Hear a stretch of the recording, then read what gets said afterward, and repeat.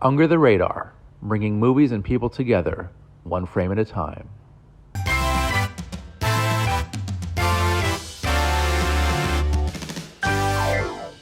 Hey guys, I'm Rain Younger, and this is a very special episode of Under the Radar, where we talk all things film. And I have with me a wonderful panel of guest critics right here, Mr. Kevin Mosqueda. Welcome back, sir. Hello, thanks for having me again. Anytime. You know you're always welcome for the show. And through Zoom, Mr. Eric Godfrey. Hey, welcome back, Eric. I'm glad to be back. Nice, nice. So today is going to be a very superhero-centric episode. We're going to be talking about Spider-Man Across the Spiderverse and Batman Mask of the Phantasm, both fantastic superhero films, animated superhero films, and some of the best animated films, period. And I picked both of these films because they're just fantastic. They're almost perfect as movies, I'd say. But first, we've got Spider-Man Across the Spider-Verse, which is the sequel to Into the Spider-Verse, which came out in 2018, and it tells the story of young Miles Morales, Spider-Man from Brooklyn, who gets into some really crazy adventures, which basically involve the multiverse or Spider-Verse. And yeah, the new one, it's insane. I saw it last night, and it is a wild ride for sure. It clocks in at 2 hours and 15 minutes, which is insane for an animated film. But you know what? It's fun the whole way through it, and it doesn't let you breathe. You know, I would have appreciated some moments to just kind of relax for a few seconds, but this movie has none of that. And I mean, it's sort of a complaint, but you know, it's everything else is so great about this that everything pales in comparison to that. So, Kevin, you're here. What did you? I know you and I we grew up in Forest Hills. And with Spider-Man, Yeah. not Miles, but definitely Yeah. Peter Parker. Peter Parker's home turf. Mhm. What did you think of Across the Spider-Verse? I mean, it was a challenge, right? They had such a great first movie, right? And they knocked it out of the park. I think this is one of those rare sequels are better than the first. I mean, the animation from the first film was amazing. This one, they just added on to it. They gave every multiverse such a distinct feel and look. They provided fan service, and they got some deep cuts in that. But so even if you did not know everything about Spider-Man, you could still appreciate the characters for what they were. I mean, I enjoyed it front to back. I'm kind of getting some Star Wars vibes from it. Like, this to me is the Empire Strikes Back of the upcoming trilogy. Agreed. Don't know spoilers, but you know, the ending has stakes, and there's a weight to it. And I mean, it was sensory overload in all the best ways. This is a rewatchable movie. You have Easter eggs throughout. You can easily miss things, but you still are sucked in by the story. So maybe overload's not the right word, but it was like a potpourri of this is a definite overload. This is a sensory overload. Every few minutes is something crazy happening. And the Spider Society, it was amazing, and so many different variations. I'm a casual Marvel and Spider-Man guy, so it was really cool to see all these different versions of Spidey. And that was actually my favorite part, the scenes in the Spider Society and the different different types of Spideys. But Eric, what did you think? You are the Marvel expert out of the three of us. I always tell people, like, when the credits rolled and when we went to go see Into the Spider-Verse and the credits rolled, I turned to my wife, I turned to Rachel, and I said, "That's a perfect movie.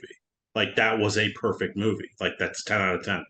And here I am 5 years later, credits rolling on Across the Spider-Verse, and it's like, how? How did they make the perfect sequel? Like it's Lord Miller, the team at Sony Animation. It's almost like it's the thing of it's like, is that where, like, there's nobody on that level right now, and it's scary how good at the animation, how good at the storytelling, how even even the music was top notch. It's like there was nothing that wasn't just at operating at its highest caliber. And I mean, the whole movie, I was just absolutely in love with everything, and that ending, like the last 20 minutes especially, I'm savoring beyond the third one, beyond the Spider-Verse. I cannot wait to see where this all ends. It's like there's just, this movie's incredible. It's easily going to be probably my favorite movie of the year. I mean, this movie was so insane and it was so over the top. I'm afraid to say that can they go anywhere but down from here? I hope not. They have set themselves up for one hell of a finale. Yeah. That's where I'm worried about my Star Wars comparison. Oh yeah. Jedi is not the same level as Star Wars or Empire. Are we not ready for Spider Oh. Ewoks? Exactly. I mean, I love Return of the Jedi, but that's another you're discussion. minority. But yeah, I gotta say, even the music. I mean, I know Yeah. you're not a big hip hop guy, but they knew how to sample that in so nicely. Everything had its own unique vibe to it every Yeah. time. They did the multiverse better. Yeah. There were so many multiverse movies that bombed in the past 2 years, and they found the formula for it. And there's so much going on here. It's so chaotic, so insane, but there's this common theme, this common thread that keeps it all together. And I think that's Miles Morales. And the voice talents of Shamik Moore, who I believe returns from the previous film. Yep. And yeah, same actor, fantastic. I love the chemistry between him and is it Gwen or Gwanda? Gwen. Yeah. You can tell I'm a Spider-Man expert. No, that was voiced by Haley Steinfeld, who I love as well. I think she's a fantastic actress. And that's where I think you're right, is that it's as many Spider-Men and Spider-Womens and Spider everythings, Spider cars, Spider horses, Spider T-Rexes, Yes. as this movie, as much as every spider in existence as thrown at the wall here, it's at its core, it never forgets it's about Miles, Peter B. Parker, and Gwen, and that those three are still the backbone of the story. And I think that's why that even when you have hundreds of spiders chasing Miles throughout the Spider Society, it's still always grounded with those three. And even with the great new addition of Miguel O'Hara, Spider-Man 2099, Jessica Drew, the Spider-Woman, Peter, I can't say his name right, Spider-Man India, and probably the greatest new Spider-Man ever, Hobie Brown, the Spider-Punk, who is just the best. Not only does he have the coolest animation, he's the greatest new character. He has his own animation, like straight out of a comic book, and it's so crazy the creativity that went into this film. You did mention Miguel O'Hara, and he was actually voiced by the great Oscar Isaac. One of my favorite working actors right now. He's like the new De Niro, in my opinion. Oh wow! Yeah, I put him on that pedestal. Yeah, but he was fantastic, sort of like an anti-hero, anti-villain. But I would say he's pretty antagonist character. Yeah, he's leaning more towards villain. All right. Fair. He's antagonist in the sense of if Miles is the protagonist, Miguel is the antagonist. Right, but he's not an outright villain. Now, because we haven't even talked about how much I loved Jason Schwartzman as the Spot. Yeah. I was about to get to that. When I was watching the movie, I honestly thought that was Ryan Reynolds for a second, but it is actually Jason Schwartzman who does a fantastic job as the Spot. Very cool villain, by the way. He shouldn't have been. He's a joke villain on paper. Which the movie even makes the fact that Spot is a joke villain. Right. And how much they actually do with the Spot and how well that works, that buildup. It's like just everything makes sense. It's such a natural building block until that ending, I can't. I know. My jaw, honestly, from the Spider Society all the way to the end, my jaw was just on the ground. So before we started recording, Kevin was talking about how this movie, I think that it demands rewatching for all the Easter eggs and all the little treasures within, and I agree with that. Even the first one too, like there are things that if you just blink you'll miss. Oh yeah, I've seen Into the Spider-Verse probably about 5 or 6 times. Okay, and there's always something to catch in that one. Really? I mean, honestly, after I saw that movie, I put the pre-order in already for the DVD. Oh yeah. Yeah, Nice. this is going to be one that just frame by frame, there's going to be something new. Mhm. I know every frame is really a work of art, and I want to give, you mentioned Phil Lord and Christopher Miller, fantastic writers here, and also Joaquim Dos Santos and Yep. Ken Powers, Justin K. Thompson directed. They Which Dos know. Santos, for anybody in the animation, especially with the DC animation, he has a long his. That it's when you look at that, you're like, yeah, this guy has been long working in superhero cartoons. Oh, really? Awesome. Had Mhm. in the Marvel universe or Mostly DC. Like I believe a lot of like the Justice League and the Unlimited. I'm trying to remember if he did Young Justice. He Okay. has a lot of experience. nice. And those are quality series they produce. Mhm. So, do we know, is this going to be just a trilogy, or are we going to get more? I Yeah, know because I we're feel gonna get like a Spider-Woman spin-off. I know that. people there was because I remember about a year ago is when they announced that the movie got too big and they were going to cut it in half rather than have like this big monstrosity. So as far as they've said that Beyond, which is the third one, is going to be the last and now the Spider-Verse trilogy. So and I think that's what's going to help the next movie is the fact that these really are meant to be one. So they've been working on these consecutively. So it's not they're taking a break, like rethinking. It's like this was one story that they had to essentially chop in half. Oh, I see. But it's still Sony, and as a studio, they're going to milk this for what it's worth. Oh, hell And yeah. they may have the animation formula down pat, but we've seen what live action superhero is. Right. In many ways, that's like what DC was just a few years ago before James Gunn came in. Okay. DC produces quality animated movies. Right. Depending on how we talk to, their live action can have some mixed reviews. Yeah, they're Yeah. they're a little all over the place, DC wise, and we're gonna get into a solid DC film in just a minute. Yep. But I just want to mention that so far this film has earned over 396 million dollars against a production budget of 100 million at the Well deserved. and it's only going to get even higher than that. So it's fantastic. And I can't get over the runtime at 2 hours 15 minutes. I think if I remember right, this is the longest animated movie ever made. I think is what this is now. Yeah, I think you're I'm trying to remember. But I didn't feel it.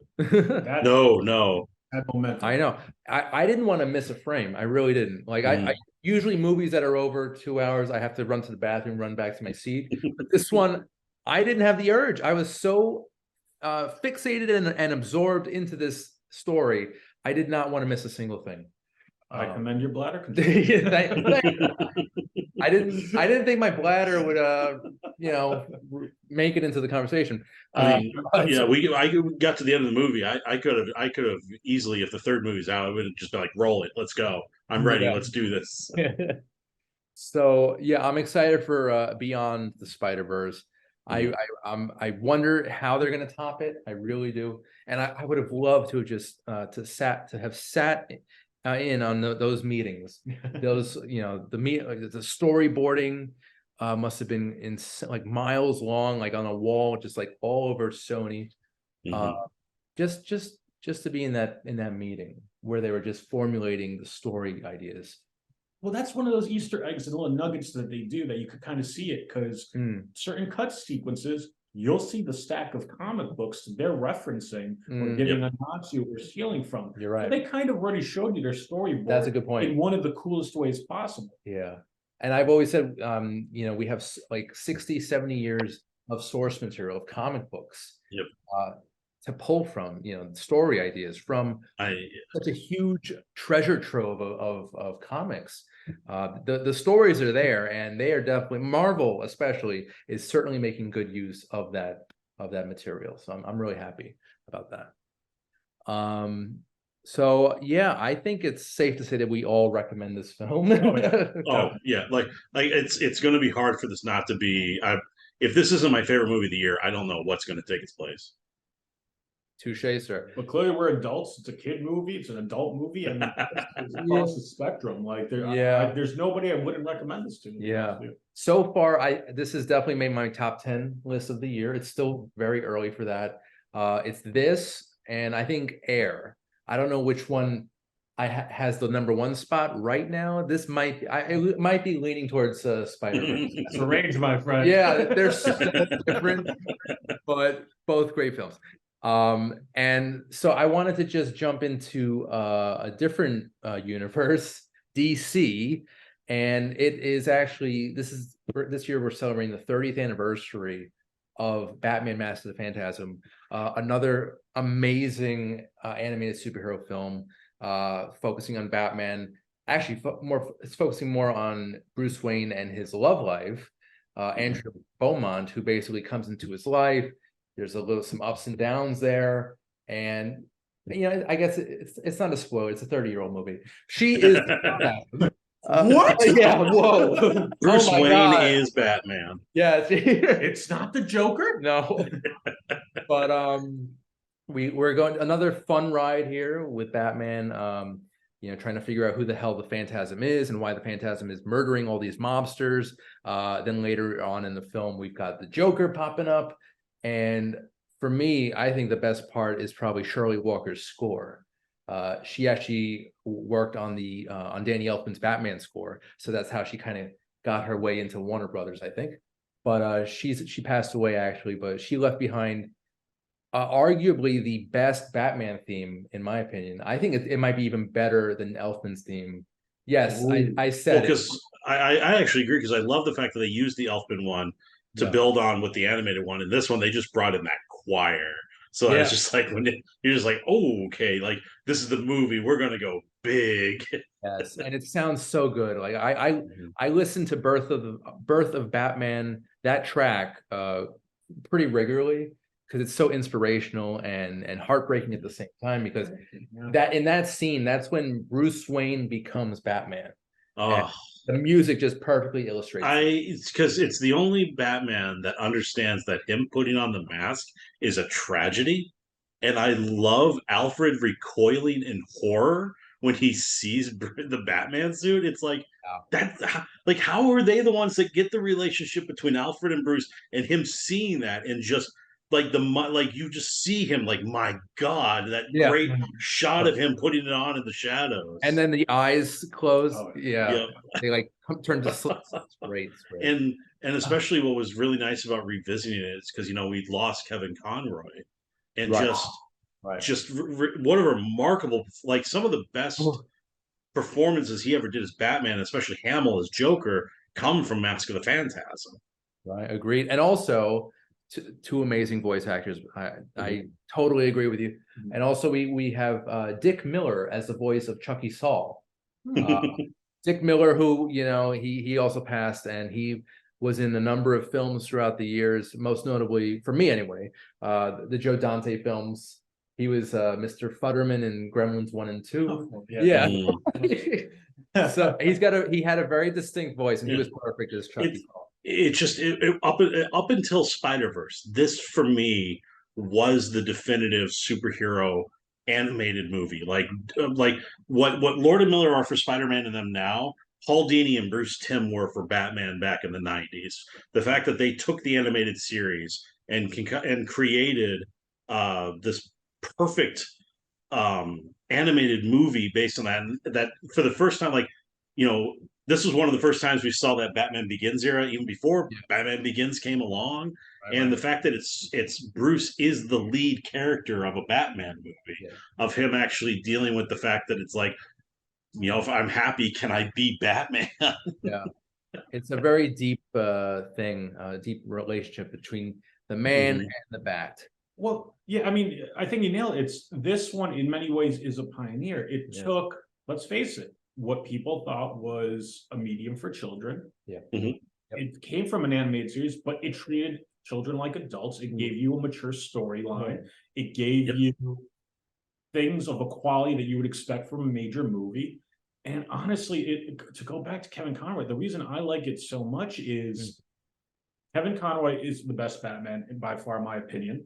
And what I always loved that he did, and many people called out, is he gave very distinct voices for Batman and Bruce Wayne. And this one, you got to live in both worlds. Because usually you'll get in any Batman movie, animated or live action, it's more one or the other. You don't really get a good balance of both. Yeah. And you get to see Conroy give you both, and Yeah. they're very distinct.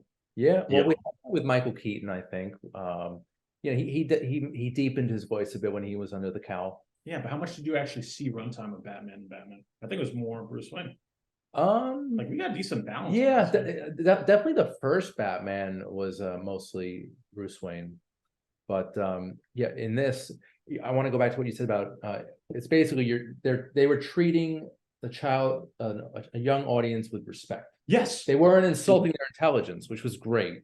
And this Master Phantasm is a movie that both parents and kids can appreciate.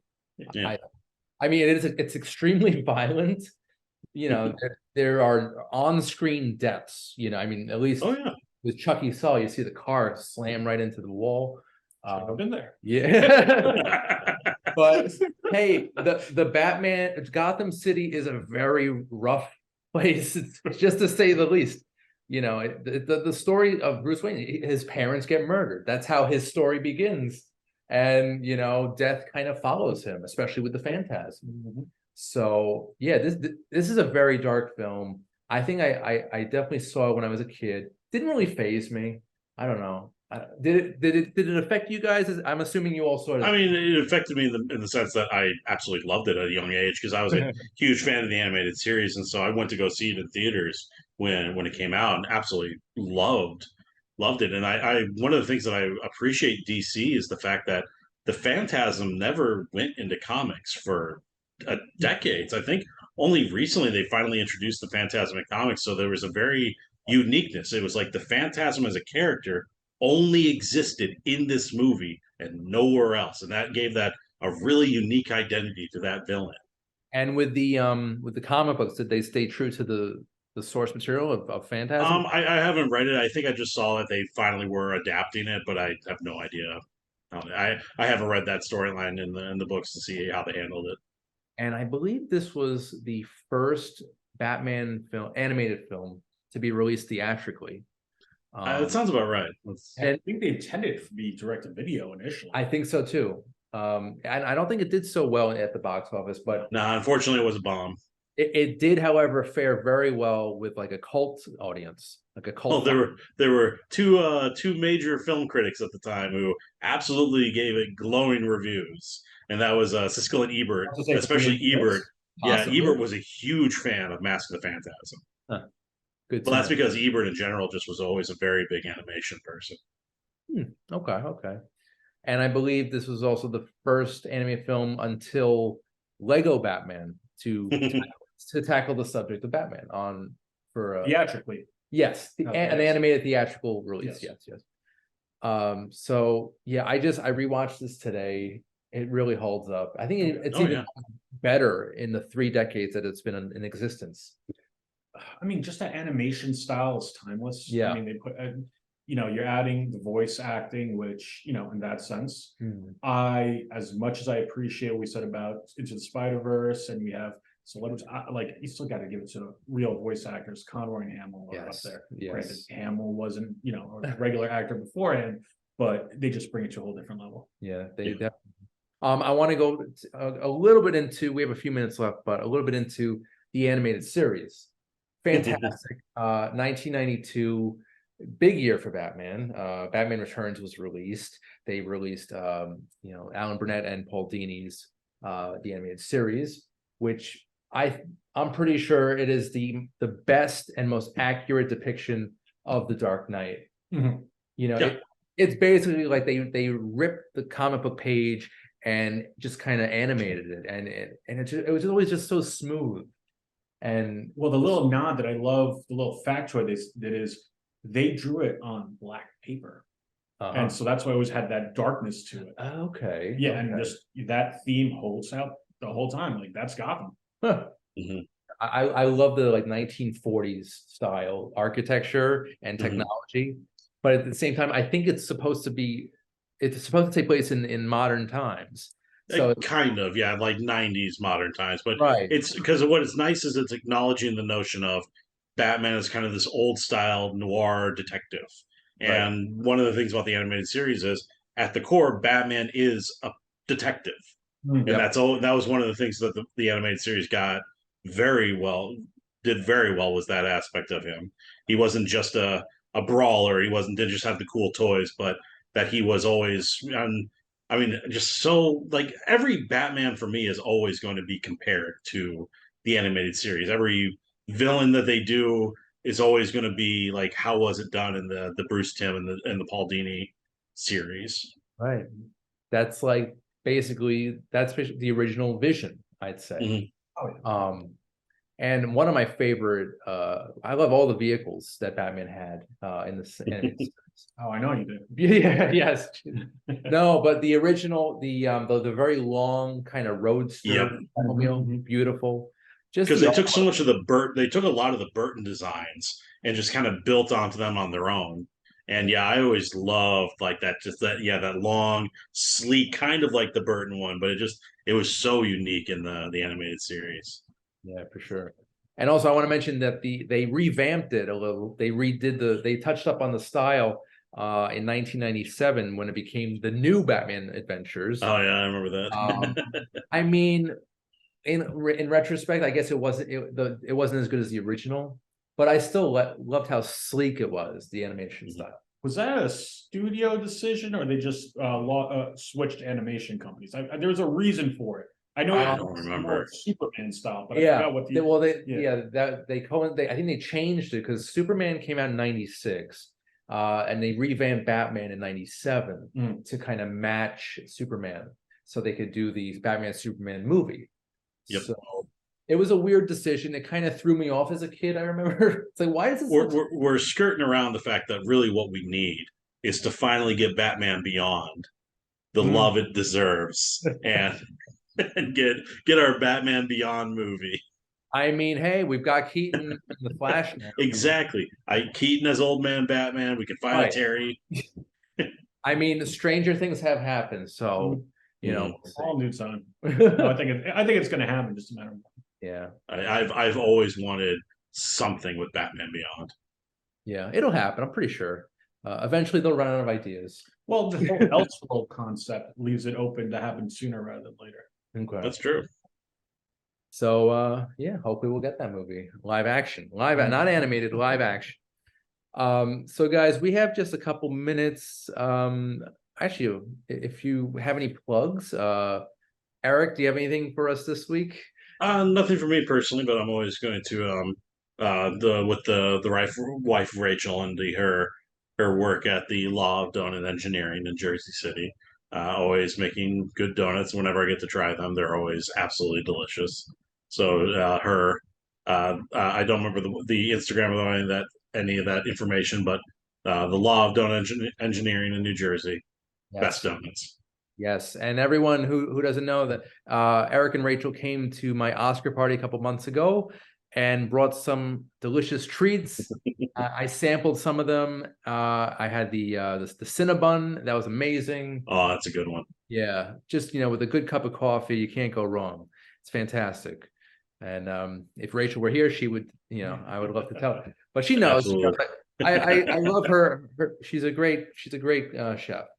So that's great. Sir, any plugs for you? Anything? Watch your show. Oh, so sweet. That's so Keep nice. watching. Yeah. So guys, I just want to do some plugs of my own. You can catch previous episodes of Under the Radar and new episodes of Under the Radar on Manhattan Neighborhood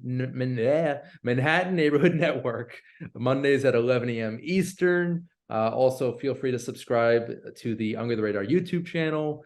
And I just want to thank Kevin and Eric. You guys are awesome. This was a very super heroic episode, and there was no one I'd rather do this type of show with other than you two guys. So yeah, thanks again, and everyone, thanks for listening. I'm Randy Younger. This has been Under the Radar. See you next time. Take care.